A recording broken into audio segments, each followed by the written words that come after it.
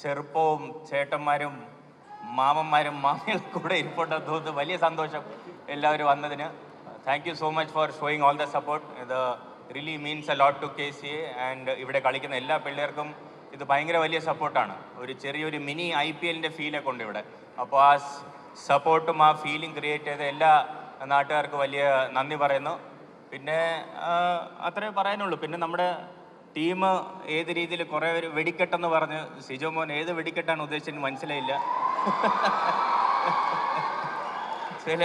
പലവരും പല മസാല പറഞ്ഞിട്ട് പോയി. അപ്പോൾ ഞാനും കൂടെ എന്തെങ്കിലുമൊക്കെ പറയണമല്ലോ, അപ്പോഴല്ലേ അത് എപ്പോഴെപ്പോഴും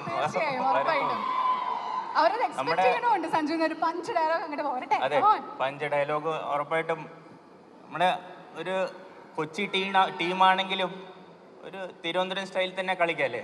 തിരുവനന്തപുരം സ്റ്റൈലിൽ കളിക്കുന്ന ഒരു കൊച്ചി ടീം, അതാണ് കൊച്ചി ബ്ലൂ ടൈഗേഴ്സ്. അതെ, ഒന്നും നോക്കാതെ ബോൾ നോക്കുക, വലിച്ചങ്ങ് അടിക്കുക.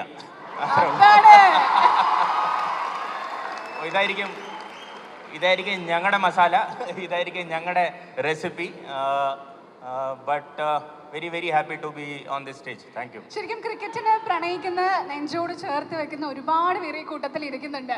സഞ്ജു വെറുതെ നമ്മുടെ ട്രിവാൻഡ്രം ഗ്രൗണ്ടിൽ ക്രിക്കറ്റ് കളിച്ചു തുടങ്ങി ഇപ്പോൾ ഇത്രയും വലിയൊരു ടീമിന്റെ ഭാഗമായിട്ടൊക്കെ വന്ന് നിൽക്കുന്ന സമയത്ത് ആസ്പയറിംഗ് ക്രിക്കറ്റേഴ്സിനോട് പറഞ്ഞു കൊടുക്കാൻ ഒരു ക്ലീശ ചോദ്യമാണ്, ബട്ട് സ്റ്റിൽ അവരത് കേൾക്കാനായിട്ട് ആഗ്രഹിക്കുന്നുണ്ടായിരിക്കും. എന്തായിരിക്കും ഒരു കുട്ടി ടിപ്പ് പറയാനുള്ളത്?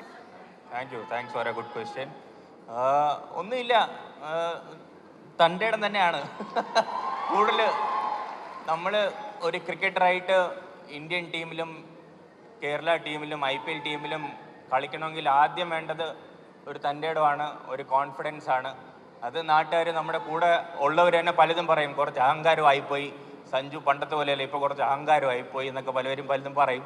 പക്ഷേ ആ അഹങ്കാരം നിങ്ങൾ ഒരു ദിവസം നിങ്ങളെ ഒരു സ്റ്റേജിൽ ഇങ്ങനെ ഒരു ദിവസം എത്തിക്കും. അതിനൊരു കോൺഫിഡൻസ് വേണം. ആ കോൺഫിഡൻസ് ഇല്ലാതെ ഗ്രൗണ്ടിൽ ഇറക്കാൻ പാടില്ല. നമ്മൾ കോൺഫിഡൻസ് എറഗൻസ് ആയാലും കുഴപ്പമില്ല, പക്ഷേ ഗ്രൗണ്ടിൻ്റെ പുറത്തിറങ്ങിയിട്ട് നമ്മൾ ഹമ്പിളായിരിക്കണം. അത്രേ എനിക്ക് പറയാനുള്ളൂ.